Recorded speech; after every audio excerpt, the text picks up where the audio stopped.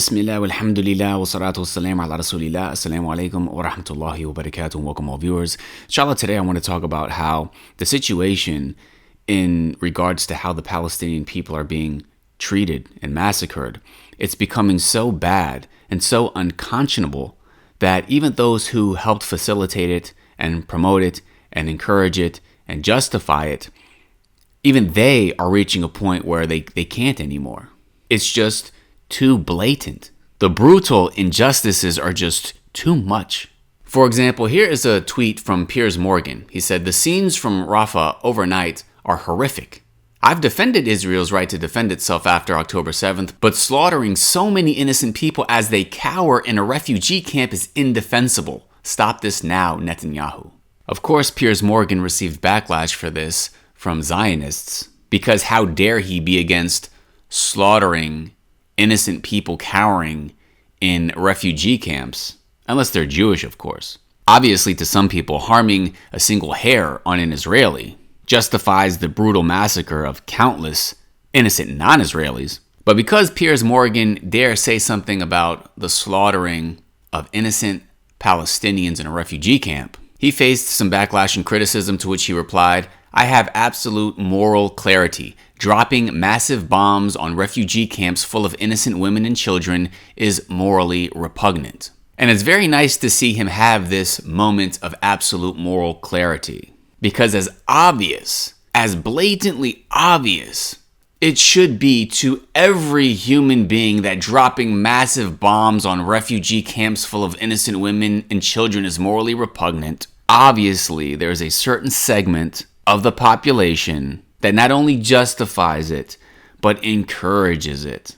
There are people actively doing this. And we can actually see that this is from the divine wisdom of Allah allowing such things to happen, because if Allah didn't allow them to happen, many of us would never conceive the idea that people would actually do such things. Yet not only are people capable of such evil, but they are also capable of repeating it over and over and over again. Piers Morgan also quote tweeted French President Emmanuel Macron agreeing and supporting with his statement where he said, "Outraged by the Israeli strikes that have killed many displaced persons in Rafah. These operations must stop. There are no safe areas in Rafah for Palestinian civilians. I call for full respect for international law and an immediate ceasefire." Isn't it interesting how international law doesn't seem to apply to one specific regime, no matter what they do? Anyways, there are three specific benefits in terms of knowledge that I would like to extract as we see these things unfold. Number one is that just like we see some people finally acknowledging the truth about what's happening, a day is coming in the hereafter where every single person is going to acknowledge the objective truth. The truth on that day, it's not going to be subjective. It's not going to be something that anyone disputes regarding. Truth will be made apparent, falsehood will be made apparent, and the wrongdoers will admit that they were doing wrong.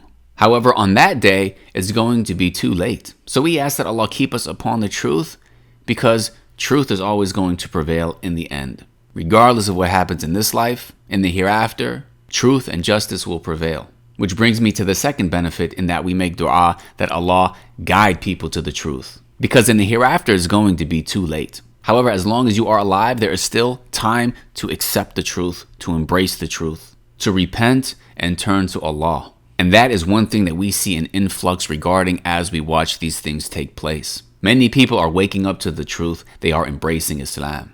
And the third and final benefit I want to mention in this video is that Islam, the truth, it is the straight path. And there is, of course, a great reason why it is called the straight path. Because it is one, and when you traverse the straight path, you are upon guidance that leads to the pleasure of Allah. However, when you stray from that path, then whichever direction you go, there are countless paths of misguidance, but wherever you head, if it is not on that straight path, then it is deviation. It is misguidance. And the further along on that misguidance you go, the worse things are going to get. And that is why we have seen since the onset of the situation in Palestine, those who are misguided regarding it, those who are astray regarding the situation, as they have continued and continued and continued, they've just gotten worse and worse and further astray.